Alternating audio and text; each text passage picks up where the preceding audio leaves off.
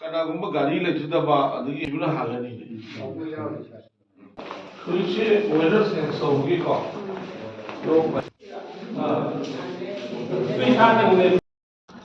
akoigi patient singna leiriba mapham se yamna akoigi manam namthiba aduga dakar leiba man powers aduga electric power aduga waters ki leiriba singsi awatpana thalle masima aduga loinana leiba thaksida patient su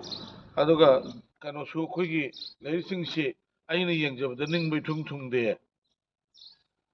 adu medical minister amani honorable CM na khoigi leiba khoi hospital singsi miyobi punsi kanna ba sukano hono basida leiba tanja se CM o si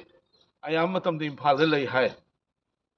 adu ai surprise visit torokoni masai da mamang su ai tonganba campus manungda usar thaba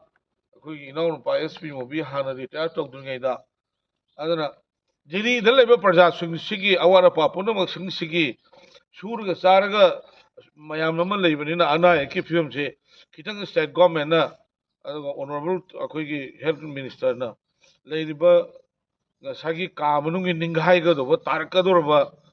aduga manam nam thiba aduga bab amanaga ka so pamada thalga patients mayam do kamaina magi singli du udana kamaina na sesina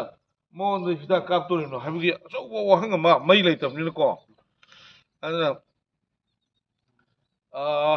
semo da ina message am pining e masi athu matamda akhoi leiriba potse yengsanba aduga madugi mari leina bada mana haiba akhoi so teng pangjage thank you room neba ata kapo hoi bo sing grinding room neba kuni namadi udori tangadi sa tangmudi ha tangmudi tangmudi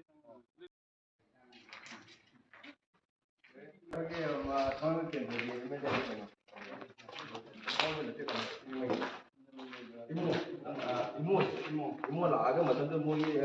mana laga amo matanda si innovation tongnya juga dan turunnya kan meniap. Ada juga macam kara pergi kanone craft kine lagi stelone watermelon lagi trade home sih. Hanga Jiribam tu kan turun meniap. 84, 86, 82, 84. Semua 2 years, 1 year sorry sih. Padahal wajahsing nyum suna latuna staff padahal lagi jalan toram. Aduh ki matung dah aku sih expand orang sih hari Manipur government na, macam tu ki government hai kare. Aduh macam terasa dah asal apa lawar matung dah building sini sahab ni apa sah. Aduh ki matung dah sahab matung dah hobi hobi sih dah orang na kaya aku iru no habis tu dia tu mayam no ubu pang pun.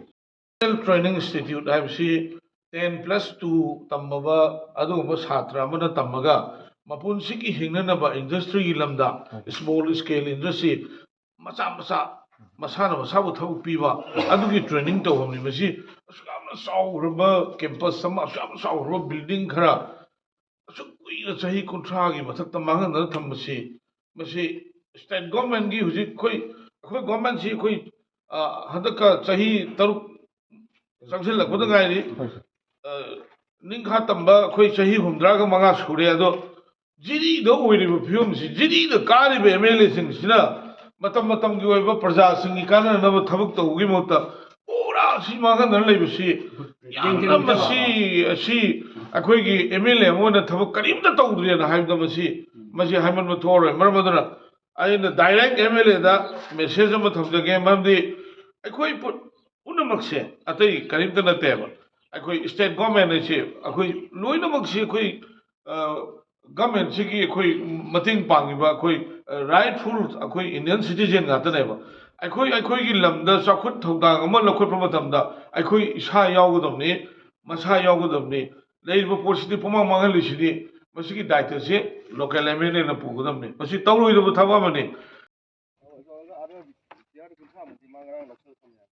Moi taste ꯇꯧꯕꯗꯅꯦ ꯌꯥꯝ interest ꯀ꯭ꯋꯥꯂꯤꯇꯤꯅꯦ ꯍꯥꯏꯈ꯭ꯔꯕ ꯃꯅꯤꯄꯨꯔꯗ ꯆꯥ ꯊꯛꯇꯕ ꯃꯤ ꯂꯩꯇꯦꯀꯣ ꯁꯥꯔ ꯑꯗꯩꯗꯤ ꯆꯥ ꯄꯨꯊꯣꯛꯏꯕ state ꯃꯤꯒꯤꯁꯨ ꯑꯃ ꯀꯥꯟꯅꯕ ꯐꯪꯉꯦ ꯑꯩꯈꯣꯏꯒꯤ ꯒꯚꯔꯟꯃꯦꯟꯠꯁꯤꯕꯨ ꯂꯤꯗ ꯇꯧꯔꯤꯕ ꯑꯣꯅꯔꯦꯕꯜ ꯁꯤꯑꯦꯝꯅ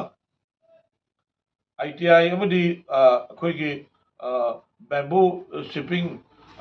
ꯒꯤ ꯍꯧꯖꯤꯛꯀꯤ ꯂꯩꯔꯤꯕ ꯃꯦꯆꯤꯟ ꯃꯌꯥꯝ ꯇꯥꯗꯨꯅ ꯂꯩꯔꯤꯕ ꯑꯗꯨꯒ ꯃꯁꯤꯗꯤ ꯚꯥꯏꯞ ꯇꯧꯕꯒꯤ ꯋꯥꯅꯤ ꯅꯧꯅ ꯏꯟꯁꯇꯣꯜ ꯇꯧꯒꯗꯕ ꯁꯥꯒꯗꯕ ꯀꯔꯤꯝꯇ ꯂꯩꯇꯦ ꯑꯗꯨꯒ ꯍꯧꯖꯤꯛꯀꯤ ꯂꯩꯔꯤꯕ ꯑꯩꯈꯣꯏꯒꯤ ꯖꯤꯔꯤꯒꯤ ꯑꯩꯈꯣꯏꯒꯤ